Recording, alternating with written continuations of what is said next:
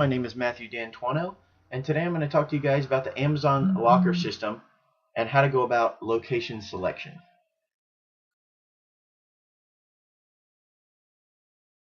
So just to give a little background, what an Amazon locker is it allows a customer to pick up and return their boxes from Amazon to a specified location. So rather than having their package dropped off at their house, they can have it dropped off wherever there's an Amazon locker. In order to solve this problem, we need to make sure that we satisfy 300 customers, picking from 30 optional or 30 possible locker locations, and we need to make sure that every customer is within 30 kilometers of a locker. So the costs associated with this are $50,000 one-time investment per locker, as well as $100 per kilometer travel cost. And the reason we add that per kilometer travel cost, even though it seems high, is just to try and minimize, if we have more than one solution, we want to take the minimal distance solution. So what we're doing here is minimizing the total cost, and that's installation and customer travel, while still maintaining less than a 30-kilometer distance from each customer. So here you can see the MIP model. You can see on the right side we have our OPL data file, which consists of a 30 by 300 distance matrix, as well as a couple of arrays, our customers 1 through 300 and our location 1 through 30, and a couple other variables, our costs and our maximum distance. And then on the left you can see the actual model, which consists of two decision variables, which is the list of locations, the X array, and then also a 30 by 300 array, which mimics the distance array, however is made up of zeros and ones, saying whether or not a customer has already been helped. The idea is to minimize, again, our travel cost and our installation cost. So if I pull up the model,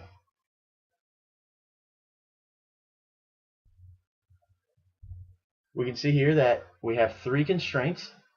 First constraint just says that every customer has access to one box. The second constraint tells us that every locker is less, or every customer is less than 30 kilometers from a locker.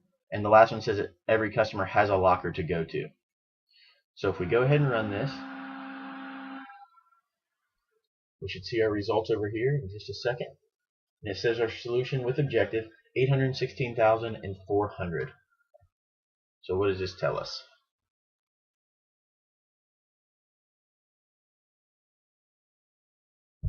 So what this means to us is that our minimum cost that we can get under these constraints is $816,400.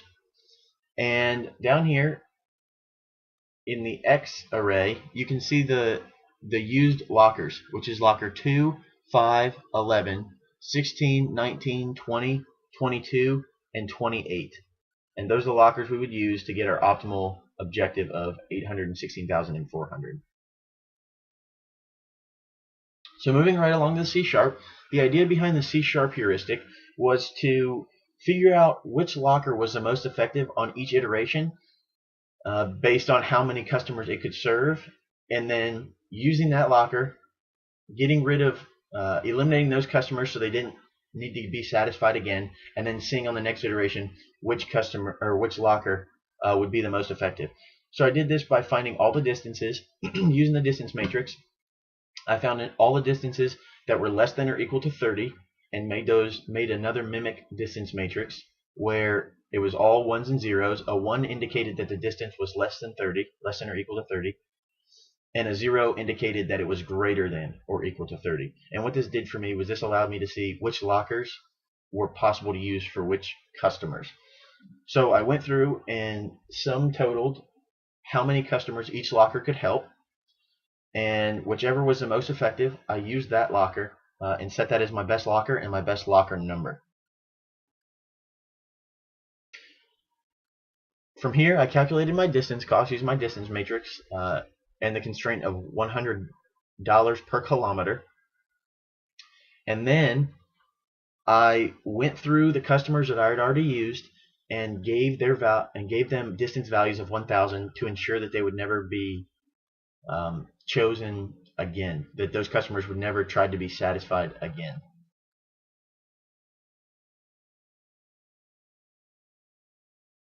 So as you can see here, we have our results, and what you can do is you can enter the number of possible lockers, which is 30. You would enter the number of customers and enter the data file name, which in this case was data.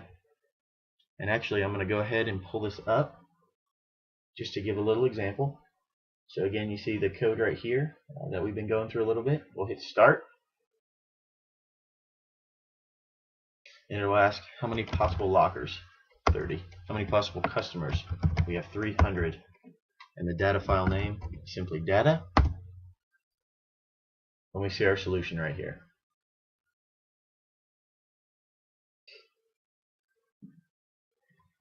So you see right down here, it says the total cost of this investment will be $1,428,800. Obviously suboptimal compared to the solution that we came up with for Cplex. So here we have our compared results.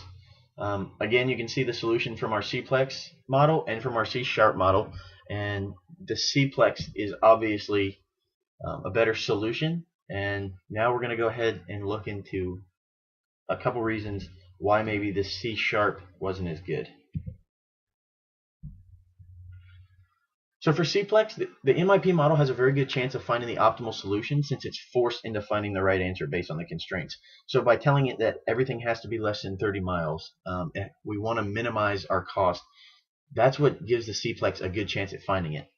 The C# on the other hand makes it difficult to find the optimal, since it's a lot harder to constrain.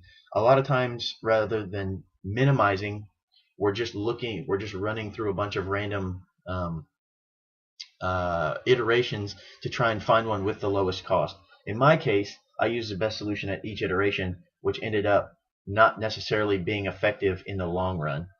And a lesson learned was that in the future, an MTSP heuristic may have a lot better luck at finding the optimal for C#.